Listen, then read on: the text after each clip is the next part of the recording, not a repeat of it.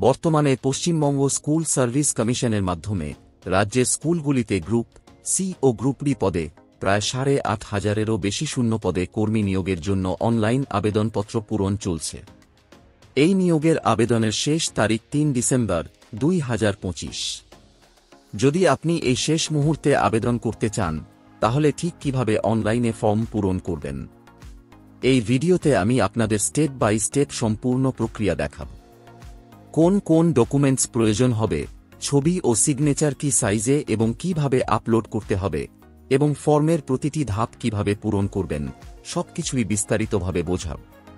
তাই ভিডিওটি শুরু থেকে শেষ পর্যন্ত মন দিয়ে দেখুন, যাতে একটি ধাপও মিস না হয়। তবে চলুন ভিডিওটি শুরু করা যাক। প্রথমে পশ্চিমবঙ্গ স্কুল সার্ভিস কমিশনের অফিসিয়াল পোর্টাল ওপেন করবেন। পোর্টালের ইন্টারফেস ঠিক এই রকম শো হবে।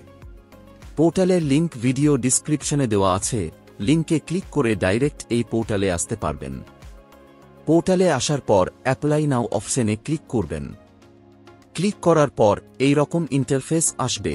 প্রথমে বেসিক ইনফরমেশন সেকশনে আসবেন। এখানে বলছে আপনি গ্রুপ সি না গ্রুপ ডি পোস্টের জন্য আবেদন করতে চান, তা এখানে সিলেক্ট করবেন, অর্থাৎ টিক মার্ক দেবেন। গ্রুপ সি এবং গ্রুপ ডি দুটো পোস্টের জন্য আবেদন করতে চাইলে দুটোতেই টিক মার্ক দেবেন। তারপর এখানে আবেদনকারীর পুরো নাম এন্ট্রি করবেন আবেদনকারীর স্কুল সার্টিফিকেট অনুযায়ী। তারপর এখানে আবেদনকারীর বাবার নাম এন্ট্রি করবেন। এখানে আবেদনকারীর সোশ্যাল ক্যাটাগরি সিলেক্ট করবেন, যেমন এসসি, এসটি, ওবিসি। জেনারেল আবেদনকারীর যেটা হবে সেটা সিলেক্ট করবেন। আবেদনকারী যদি এসসি এসটি ক্যান্ডিডেট হয়, তাহলে এখানে কাস্ট সার্টিফিকেট নাম্বার এন্ট্রি করবেন। যারা ওবিসি এ এবং ওবিসি বি ক্যাটেগরির প্রার্থী, তারা তাদের সার্টিফিকেট নাম্বার এন্ট্রি করতে পারেন অথবা ফাঁকা রাখতে পারেন। তারপর এখানে আবেদনকারীর জেন্ডার সিলেক্ট করবেন। জেন্ডার সিলেক্ট করার পর এখানে ইমেইল আইডি এন্ট্রি করবেন এবং এখানে মোবাইল নাম্বার এন্ট্রি করবেন। তারপর এখানে আবেদনকারীর ডেট অফ বার্থ এন্ট্রি করবেন। ডেট অফ বার্থ এন্ট্রি করার পর এখানে রিলিজিয়ন সিলেক্ট করবেন, হিন্দু, মুসলিম, খ্রিস্টান, আপনার যেটা হবে সেটা সিলেক্ট করবেন। তারপর কমিউনিকেশন ডিটেলস সেকশনে আসবেন। অ্যাড্রেস লাইন 1-এ গ্রামের নাম এন্ট্রি করবেন। অ্যাড্রেস লাইন 2-তে পোস্ট অফিসের নাম এন্ট্রি করবেন। তারপর এখানে জেলার নাম সিলেক্ট করবেন। স্টেট অলরেডি সিলেক্ট হয়ে থাকবে, জাস্ট এখানে পোস্টাল পিন কোড এন্ট্রি করবেন। তারপর লগ ইন ইনফরমেশন সেকশনে আসবেন। এখানে একটা পাসওয়ার্ড ক্রিয়েট করবেন স্ক্রিনে দেওয়া ফরম্যাট অনুসারে এবং কনফার্ম পাসওয়ার্ড অপশনে সেম পাসওয়ার্ড এন্ট্রি করবেন। তারপর টার্ম এন্ড কন্ডিশনে টিক মার্ক দিয়ে রেজিস্টার অপশনে ক্লিক করবেন। রেজিস্টারে ক্লিক করার পর আবেদনকারীর অ্যাপ্লিকেশন ড্যাশবোর্ড ওপেন হয়ে যাবে এবং এই রকম একটা পপ আপ আসবে। এখানে আবেদনকারীর ক্যান্ডিডেট আইডি নাম্বার শো হবে। এই ক্যান্ডিডেট আইডি নাম্বার নোট বা কপি করে রাখবেন, যা পোর্টালে লগ ইন করার সময় এই আইডি নম্বরটি লাগবে। তারপর গোট ইট অপশনে ক্লিক করবেন। তারপর স্টেপ 1 আপলোড ফটো অপশনে ক্লিক করবেন। ক্লিক করার পর এই রকম ইন্টারফেস আসবে। এখানে কালার ছবি এবং সিগনেচার মার্চ করে আপলোড করবেন, জেপিজি ফরম্যাটে 30 কেবি থেকে 60 কেবির মধ্যে। আপলোড করার জন্য চুজ ফাইলে ক্লিক করে ছবি সিলেক্ট করবেন। তারপর আপলোড ইমেজ অপশনে ক্লিক করবেন। ক্লিক করার পর সাকসেসফুলি ছবি আপলোড হয়ে যাবে। মনে রাখবেন, এসএসসির গাইডলাইন অনুসারে ছবির নিচে যাতে ক্যান্ডিডেটের সই বা সিগনেচার থাকে। তারপর ব্যাক টু ড্যাশবোর্ড অপশনে ক্লিক করবেন। তারপর স্টেপ 2 ইমেল ভেরিফিকেশন অপশনে ক্লিক করবেন। ক্লিক করার পর রেজিস্টার ইমেইলে ওটিপি আসবে। ওটিপির ঘরে ওটিপি এন্ট্রি করে ভেরিফাই অপশনে ক্লিক করবেন। ভেরিফাই অপশনে ক্লিক করার সঙ্গে সঙ্গে ইমেইল ভেরিফাইড হয়ে যাবে। তারপর স্টেপ 3 মোবাইল ভেরিফিকেশন অপশনে ক্লিক করবেন। ক্লিক করার পর মোবাইলে ওটিপি আসবে। ওটিপির ঘরে ওটিপি এন্ট্রি করে ভেরিফাই অপশনে ক্লিক করবেন। ভেরিফাই অপশনে ক্লিক করার সাথে সাথে মোবাইল ভেরিফাইড হয়ে যাবে। তারপর ব্যাক টু ড্যাশবোর্ডে ক্লিক করবেন। ড্যাশবোর্ডে আসার পর স্টেপ 4 প্রোফাইল অপশনে ক্লিক করবেন। ক্লিক করার পর এই রকম ইন্টারফেস আসবে। রেজিস্ট্রেশন করার সময় যে সব ইনফরমেশন এন্ট্রি করেছিলেন সেই সব ইনফরমেশন শো হবে। জাস্ট নিচে স্ক্রল করে নেক্সট অপশনে ক্লিক করবেন। ক্লিক করার পর একাডেমিক কোয়ালিফিকেশন এন্ট্রি করার অপশন আসবে। আবেদনকারীর উচ্চ মাধ্যমিক ওল্ড প্যাটার্ন হলে ওল্ড প্যাটার্ন সিলেক্ট করবেন।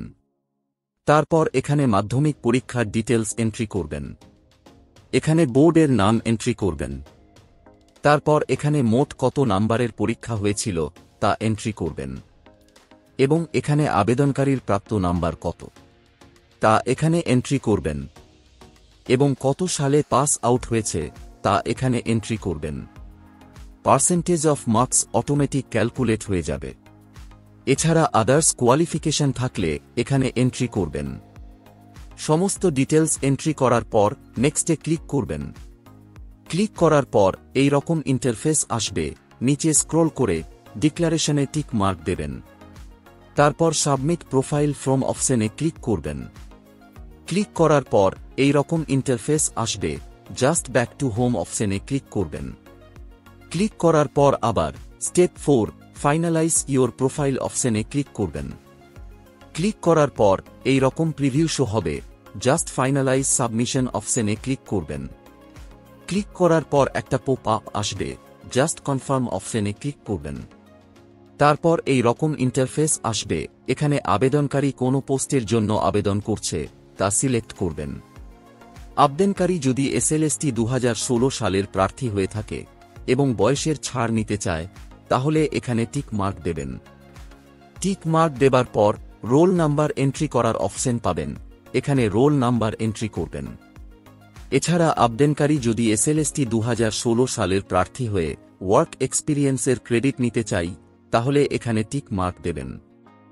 টিক মার্ক দেওয়ার পর roll number, school code, school name, joining date এবং টিচিং এক্সপিরিয়েন্স ইয়ার এন্ট্রি করার অপশন পাবেন। তারপর এখানে মিডিয়াম সিলেক্ট করবেন।